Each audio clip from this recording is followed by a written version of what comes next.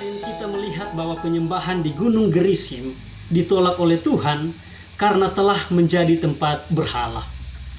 Pada saat ini, di ayat yang sama di dalam Yohanes pasal 4 ayatnya yang ke-21, Yesus mengatakan bahwa bukan cuma Gerizim yang ditolak, tetapi juga di Yerusalem. Kata Yesus kepadanya, "Percayalah kepadaku, hai perempuan, saatnya akan tiba bahwa kamu akan menyembah Bapa bukan di gunung ini dan bukan juga di Yerusalem." Mengapa beribadah di Yerusalem ditolak oleh Yesus? Di dalam Alkitab, Yerusalem dikenal sebagai kota kudus. Di dalam Nehemia pasal 11 ayatnya yang pertama dikatakan, "Para pemimpin bangsa menetap di Yerusalem, sedang orang-orang lain membuang undi untuk menentukan 1 dari 10 orang yang harus menetap di Yerusalem, kota yang kudus itu." Yerusalem dikenal sebagai kota yang kudus. Matius pasal 4 ayat yang kelima. Kemudian iblis membawa Yesus ke kota suci dan menempatkan dia di bebungan bait Allah. Selain sebagai kota kudus dan kota suci, Yerusalem juga dikenal sebagai kota Allah. Mazmur pasal 46 ayat 5 mengatakan, "Kota Allah, kediaman yang maha tinggi, disukakan oleh aliran-aliran sebuah sungai." Di dalam Yesaya 60 ayat 14 juga, bagian B, Yerusalem dikatakan sebagai kota Tuhan. "Mereka akan menyebutkan engkau kota Tuhan, Sion milik yang maha kudus, Allah Israel." Yerusalem disebut sebagai kota Tuhan, milik Allah yang maha kudus. Selain sebagai kota yang kudus, sebagai kota Allah, Yerusalem juga dikenal sebagai kota kebenaran. Sakaria 8 ayat 3, "Beginilah firman Tuhan, aku akan kembali ke Sion dan akan diam di tengah-tengah Yerusalem. Yerusalem akan disebut kota setia, kota kebenaran, dan gunung Tuhan semesta alam akan disebut gunung kudus."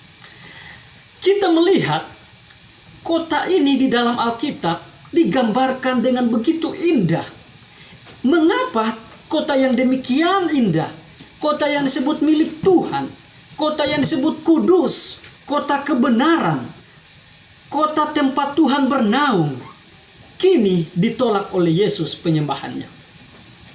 Alasan kenapa Yerusalem ditolak sebagai pusat penyembahan, karena pada zaman Yesus, Yerusalem telah menjadi pusat peribadatan para ahli Taurat dan orang Farisi yang melakukan ibadah, yang melakukan penyembahan kepada Tuhan hanya formalitas belaka.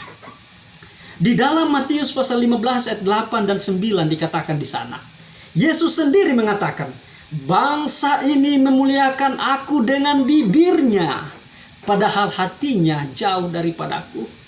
Kata Yesus, percuma mereka beribadah kepadaku, sedangkan ajaran yang mereka ajarkan ialah perintah manusia.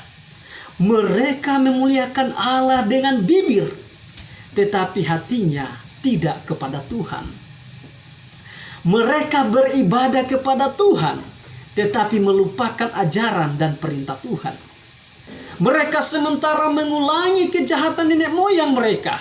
Dalam Yesaya 29 ayat 13. "Dan Tuhan telah berfirman, oleh karena bangsa ini datang mendekat dengan mulutnya dan memuliakan aku dengan bibirnya, padahal hatinya menjauh daripadaku, dan ibadahnya kepadaku hanyalah perintah manusia yang dihafalkan." Penyembahan yang hanya formalitas, hanya untuk menampilkan kemuliaan manusia, hanya untuk menunjukkan kemuliaan diri, memungkiri ajaran dan perintah Tuhan, adalah ibadah yang tidak berterima di hatinya. Saat ini, mari kita masing-masing mengoreksi cara penyembahan kita kepada Tuhan, mengoreksi hati kita ketika kita beribadah kepadanya, serta kemauan kita untuk mengikuti perintahnya, sehingga ibadah kita akan berkenan di hati Tuhan, Dia tidak akan menolak peribadatan kita. Dia tidak akan menolak penyembahan kita. Gantinya menolak, Dia akan menerima, memberkati, dan berkat melimpah akan menjadi bagian kita.